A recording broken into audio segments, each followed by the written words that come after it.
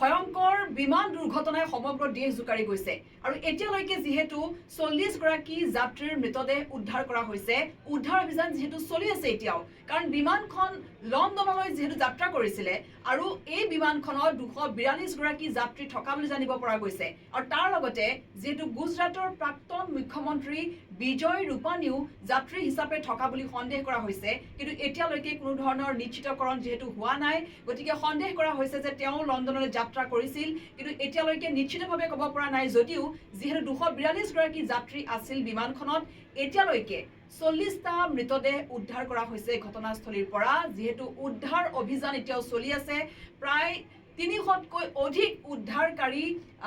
যেহেতু লোকে তাত উদ্ধাৰ অভিযান চলাই আছে আৰু উদ্ধাৰ অভিযান মৃতদেহ আৰু বৃদ্ধি পোৱাৰ আশংকা আছে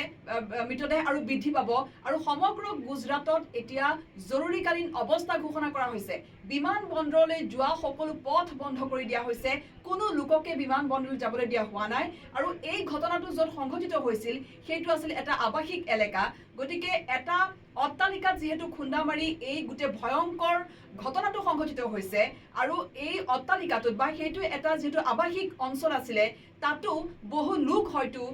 এই দুৰ্ঘটনাত মৃত্যু হ'ব পাৰে